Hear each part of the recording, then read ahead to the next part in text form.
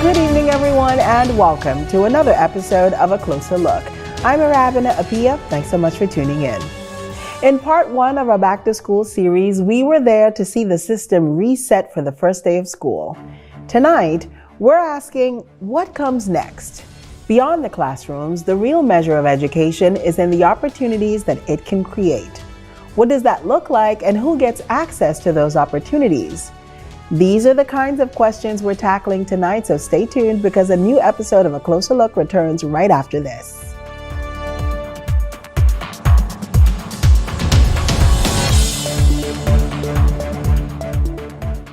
Led by the Ministry of Energy and Transport and the Road Traffic Department, the School Crossing Patrol Program is designed to keep our students safe and strengthen road safety culture in the Bahamas. The primary responsibility is to ensure safety of students as they travel to and from school. So it's important that we have this cohort to help our children get in and out of school in as safe way as possible. I'm happy to know not only that we're helping our kids, but we also giving employment to our citizens and our Bahamian alike. I would tell each and every driver out there, be vigilant, be careful, be attentive, put the phones down. Traffic accident figures are alarming, and while efforts are being made to address this trend, we must, as drivers and pedestrians, take personal accountability. Because road safety is a collective responsibility and a serious national concern.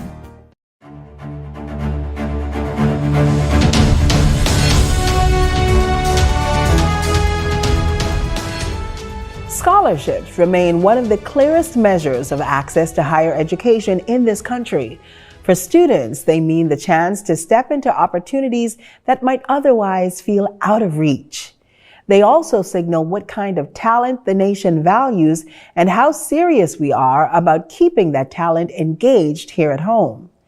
This year's awards stretch across the academics and technical training fields, designed not only to ease the cost of schooling, but to build a stronger workforce and open more paths to the way forward. Krishna Russell tells us more.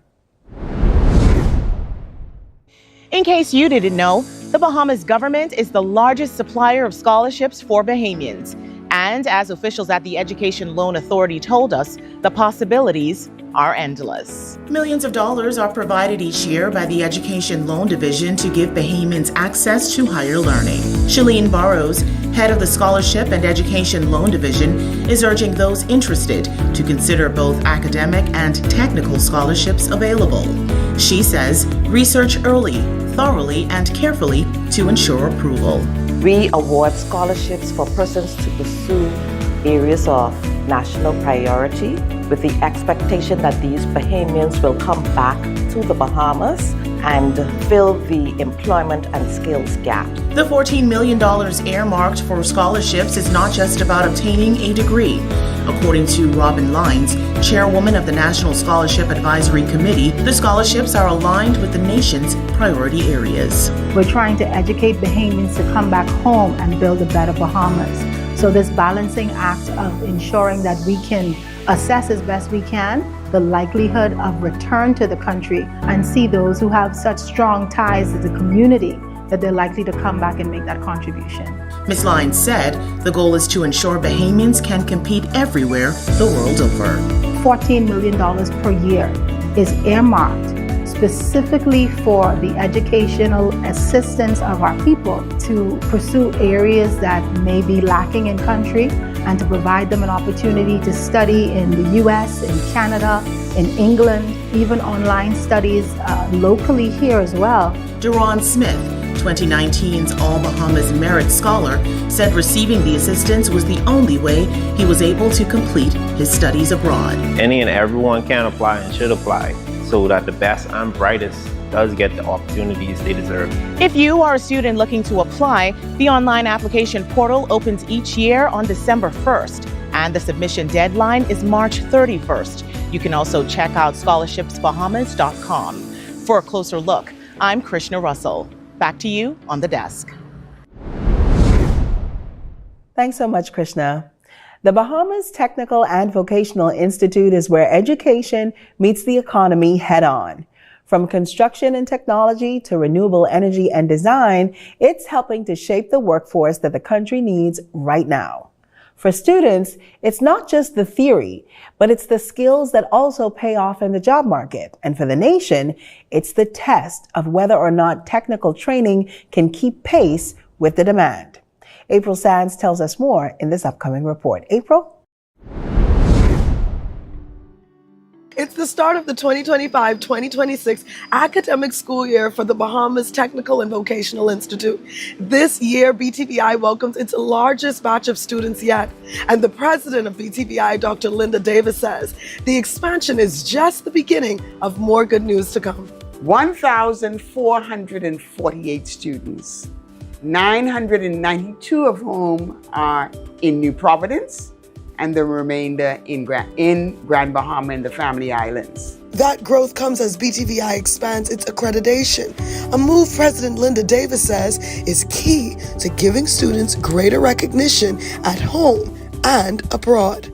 It's important in terms of our transferability of credits, although our credits always transferred, but to be recognized, to be given the currency that says not that you are legitimate, but that you are in fact maintaining a standard that is transferable wherever you go. The institution is also looking to the future, rolling out a solar program and getting high school students interested early in technical careers. We were excited about a year ago to have partnered with the Office of the Prime Minister to offer a solar program.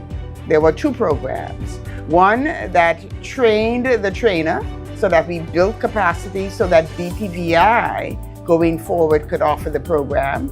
And then there was a basic solar program. I think one of the exciting components of that program that we did in conjunction with the Office of the Prime Minister sought to do a workshop for high school students. We were amazed by the interest. 25 or thereabouts students who came from throughout the country and learned about climate change. President Linda Davis also confirmed that discussions are already underway for a technology and digital media hub.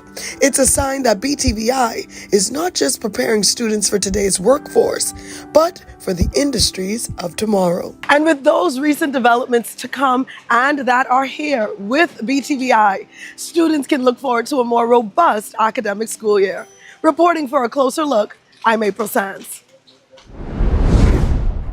Stay tuned. A Closer Look will return with part 2 of our Back to School series in just a moment.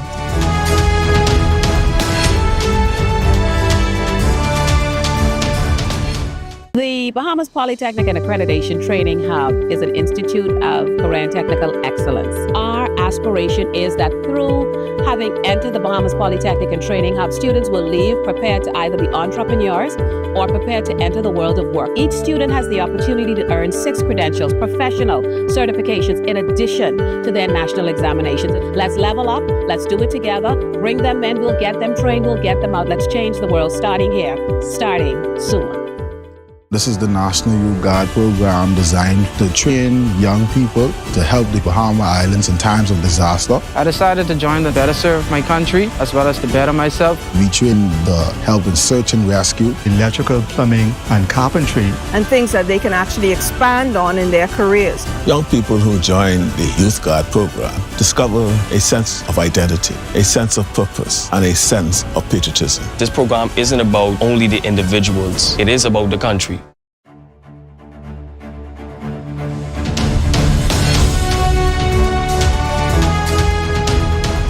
Welcome back. You're watching A Closer Look, and tonight we're diving into part 2 of our Back to School series. And if you've been following along, then you know that the education story doesn't end with the last year of high school. The University of the Bahamas is where those students step into their next chapter. And this semester brings with it new programs, new initiatives, and the energy of a campus on the move. Thank you, Rabina. I'm here at the University of the Bahamas interviewing a few students, faculty members, and of course the wonderful UB Mingo ambassadors to just get a little insight on what's happening here at the university and their aspirations for this school year.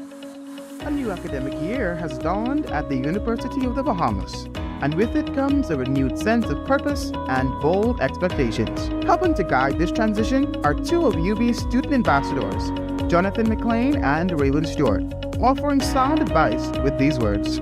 My advice for them will be go to your classes on time, never miss a class, pay attention, and try to get all A's so you can be excellent for the future. Get involved, be engaged, and get informed. It's not just the students setting the tone for this semester. UB's administration is working to ensure that academic support and leadership opportunities are more accessible than ever. Mr. Joe Stubbs, Vice President of Student Services, had these words. As it relates to our new students, we would have actually created a call center and we would have called personally. So we have about 80 student ambassadors and we have given them the basic training that they would need to engage with our new students. So there's something that's called M-Touch, where we will ensure that within the first 6 weeks of school starting, we will have our student ambassadors reach out to all of our new students. From an academic standpoint, we have global studies, which we have been very intentional with our study abroad program. That support extends far beyond the Bahamas. We spoke to Janelle Rowe, program coordinator for this program, who had these words to share. We assist students on exchange opportunities with our international partners. We have it in Asia, Europe, United States, and Canada. Our students, they have to at least have 24 credits. You have to at least have a 2.5 GPA, and you'll have to have conversations with your advisors to make sure that you're on your target of graduating. You can email us at globalstudies@ub.edu.bs. With the many changes happening here in the overall academic and student life at the University of the Bahamas, we're looking forward to an overall great start to the school year. With a closer look, I'm Shamar J. Nottage. Well, we took the pulse of college students and professors on how day one landed, what felt strong, and what they want most from the year ahead. Aaron Scavella has the street check in this next report. Aaron? Day one of a new semester is always a big deal. New classes, new faces, and new expectations. We checked in with students to see what their academic goals are and what they want most from the year ahead. A closer look on the go had the opportunity to speak with freshman students at both the University of the Bahamas and the Bahamas Technical and Vocational Institute, who tell us about what they're looking forward to for this chapter in their academic journey. First, I have to pass all my classes. My number one goal is to, become better in sewing and create something with the knowledge I have. Meanwhile, at the Bahamas Technical and Vocational Institute, students are gearing up for hands-on training in fields such as media broadcasting. I applied for electronic media, and I applied for it because I have a passion in videography, photography, and sound engineering. BTVI has more opportunities and they have connections where they can help you intern into places to help you understand your work better. And for incoming freshmen, juniors and seniors say the key to success is staying focused, getting involved, and taking bold chances on yourself. I would definitely say get involved. Whether you're an athlete, join one of the teams, try to get that intimate experience. It makes your college experience better rather than just going to class and walking around aimlessly or just going home after. I think UB made me a lot more on target and bold with my decisions. Signing up for classes, you have to be really on point and punctual. And I think that punctuality of it really helped me a lot. According to students, the year is off to a promising start. As the semester unfolds, we're hoping the drive to do better and be better propels them ahead. For a closer look on the go, I'm Aaron Scavella. Stay tuned. There's more of a closer look right after this.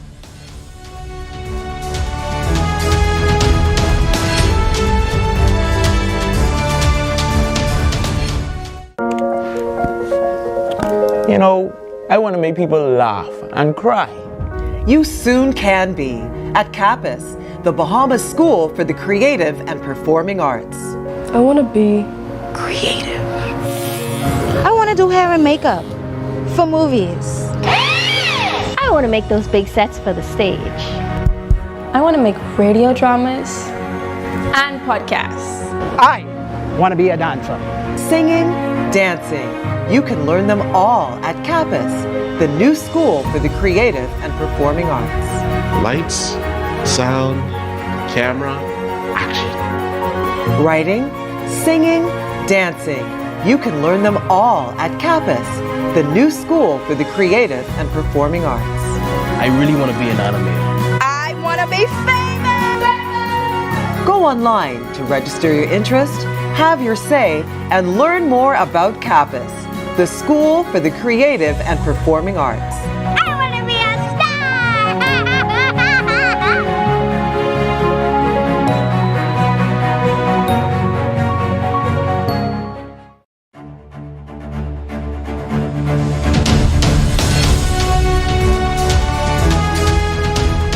Welcome back. How do we systemically build excellence for the Bahamas to meet the challenges and rise to the opportunities of a new era? Well, the University of the Bahamas plays a pivotal role in shaping that progress. The path forward means strengthening academic affairs, improving operations, and holding itself accountable for student success. And it requires leadership that inspires collective action. Well, joining me in studio is the man charged with leading that transformation, UB's president, Dr. Robert Blaine III. Welcome to the show. Thank you for having me. Absolutely. So tell us a little bit about Robert Blaine as the newly appointed president of the University of the Bahamas. How did we get here? Well, I sometimes jokingly introduce myself as a professional stick waver. I'm actually trained as a professional orchestra conductor, and for much of my career, I performed professionally. My instrument is trombone, and so I've performed in various parts of the world and conducted orchestras. I actually came to the academic world as a music professor. And so for years I was started off as an assistant professor all the way through the ranks, and did most of my work at Jackson State University, which is an HBCU in Jackson, Mississippi. There I was principal trombone of the Mississippi Symphony. I conducted the Opera South, which was one of the first Black opera companies in the US, and led the orchestra program there. And for me as a musician, that was pretty much nirvana. That was a beautiful situation. And at one point, one of my mentors came to me and asked if I'd be willing to take over accreditation for the university. And it's huge responsibility. And I ended up accepting it. It went well. We ended up getting commendations for our accreditation, and the punishment in the academic world for doing anything halfway decently as an administrator is they give you more of it. So I became an associate dean, and then a dean, and then an associate provost and a provost, and all of that was a part of a process of leadership that actually was really focused on how do we think about institutions in the 21st century? How do we become more 21st century leaning? How are we more agile and nimble and addressing the needs of students today as opposed to the students back in the Stone Ages when I went to school? And then finally, I was asked to come to the municipal side and do some of the same things with the city. And so I became the chief administrative officer for the city of Jackson, Mississippi, which meant I ran a city of about 175,000 residents.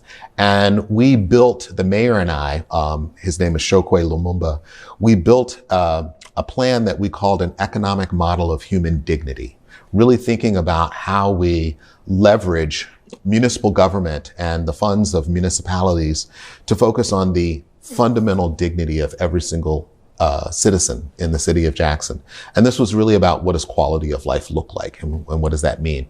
And so I was very happy doing that work. And my wife and I are both from the Washington, D.C. area. Our parents were aging. They're both in their 80s, and it was time to go back home and help. And so I had a wonderful opportunity to go back to Washington as the senior executive of the National League of Cities. And there I started with the Institute for Youth Education and Families, working with thousands of cities across the U.S. and thinking about how government can be a force to transform the lives of people. And we did everything from early childhood to youth that had dropped out of the school system, all the way up to infrastructure, anything that was talking about elevating opportunities for people and communities. So it sounds like you've had a pretty expansive, career. Let's talk about how all of that has led to UB. Like, what is your vision for the University of the Bahamas as it sort of, steps into this new era? And how do you plan to help inspire the sort of collective action that is going to be needed to take the university into that new era? Absolutely. So we are on the cusp of both national and international accreditation, which is a huge deal for the university. It means that a whole set of doors will open up to us. And it means that our students, not only that their degree from UB will transfer to any other institution, but it also means that they'll have a new set of opportunities. And so one of the things that we've talked about is this environment of intellectual curiosity. And what does that mean? And I often say that in the 21st century, creativity is the commodity that's actually going to drive what students are going to be able to do. Many students will change their careers 3, 4, 5 different times. And that fundamental thinking set that they learn at the institution is what's going to be able to allow them to be able to matriculate through many, many different environments. And they will thrive if they have a set of thinking sets that allow them to be able to do that. How many new students is UB preparing for this academic year? Wow. Well, we are very excited. This is the largest freshman class that we've seen in the history of the university. At the last count, we had over 2,080 accepted incoming freshmen, which is incredible. We are making sure that we're ready to accommodate a class that large. And I think it speaks a lot to UB being the first choice for students to really think about what their college future looks like. Absolutely. You touched on the accreditation. So what you talked about being on the cusp. So what does that mean? What is the next step for the University of the Bahamas in terms of gaining that international accreditation? Well, we actually submitted our application already. So we are one of the first universities, the only university that I know that's actually been allowed to submit early. So we submitted our application almost 2 weeks ago. This allows us to actually have a site visit this fall. That means that a group of our peers comes to the university and actually looks firsthand to see what the student experience looks like, what is student learning looking like, how are we building that environment that is really focused on student success. And that allows us to actually be a candidate for membership before Christmas, which is an incredible fast track. So we're super excited about where we are right now. It's an incredible opportunity, and it means a lot for our students. It really means a lot for what their experience is going to be. But even more than that, it's a process of continual improvement that the university will make, all focused on the success of our students. Let's talk about UB North, because the University of the Bahamas is a national organization. It's a national entity. And so how do you see the University of the Bahamas' Northern Campus impacting, through the accreditation process? What does that look like for you? Well, our Freeport site is just booming right now. I just saw a report that we had, I think it was over 140 parents at Parents' Night. It was, we prepared for 80, 140 showed up, right? So a huge demand. We're actually in the last phase of a new building project. And so we have a new facility that we're completing. Looks like we're going to be finished right around mid-October. And it is a huge opportunity for that campus. That campus, we are focusing on science, engineering, and technology at that campus. We have a whole set of technology integrated classrooms, smart classrooms. We're even investigating what it looks like to have courses in the metaverse, right? And so this is a way to really think about how is UB projecting itself into a new future? And what does it look like for students to have a student experience that's really focused on where they're going? Well, I mean, that sounds like a lot of very exciting, very interesting things happening for the team at UB. But I don't think that's something that can happen in isolation, right? So obviously, I'm sure the university has partners, groups that it's working with. Let's talk about the partnerships that UB has created, maintained, and what those partnerships mean for the future of the university. Well, there's that's such a wonderful point, and we have so many wonderful partnerships. I want to first start on campus, though, what that means. And this is really about a team that's coming together on goals that are focused on student success. And so we have this focus that we've called Student Success Focused Excellence. And this is really thinking about how the entire campus comes together focused on what makes our students successful. One of the mottos that we have for this year is we are all educators. And it doesn't matter what you're doing on campus, whether you're in the classroom, whether you're in counseling, whether you're an advisor, whether you're in the cafeteria, whether you're on the maintenance staff. Everybody there is focused on the student experience, and we're all educators in this process. So there's a whole set of folks that are coming together, partnerships on campus, focusing on what makes our students successful. But then that extends out into the community about how this entire community comes together to focus on the success of our students. And so we have so many wonderful domestic national benefactors that have come together to benefit the university. And we have a whole set of folks internationally that are coming together. Just one example is that for our athletic teams, we recently signed a partnership with Adidas. And so we will be sponsored by Adidas. All of our athletes will have Adidas wear and they'll look fantastic on the field. But more importantly, they'll have the right equipment that they need in order to make sure that they are actually living up to their full potential as an athlete and as a scholar. Very exciting stuff. Well, I want to thank you so much for being here. And we absolutely have to have you back as the accreditation process moves forward and as the university continues to grow. So I hope you'll accept our invitation to come back Absolutely. very soon. Thank you so much for having me. Thank you so much for being here. Ladies and gentlemen, there's more of a closer look right after this, so don't go anywhere.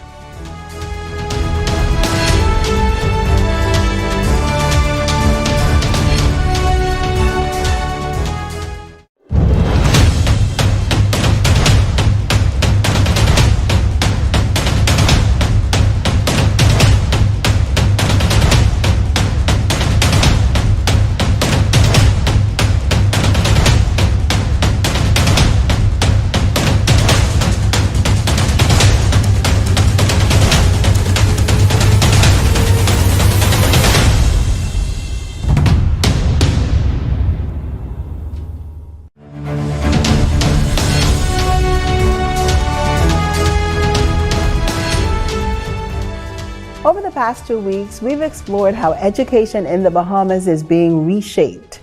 What happens in the classroom is half the story. The other half hinges on the opportunities that extend beyond those school walls. Scholarships mean nothing if they don't actually lead to real opportunity, and technical training means nothing if it doesn't match the jobs that the economy demands. And higher education means nothing if it doesn't prepare leaders to guide the country into the future. That is the standard to which this system must answer. And it's the measure by which students, parents, and the nation will judge success. And as you've heard, the various stakeholders are taking this mission very seriously. Thank you so much for joining us tonight. I'm Arabina Apia. We hope you've enjoyed our conversation. Join us next week as we take a closer look at the stories that mean the most to you. Till next time, everyone. Good night.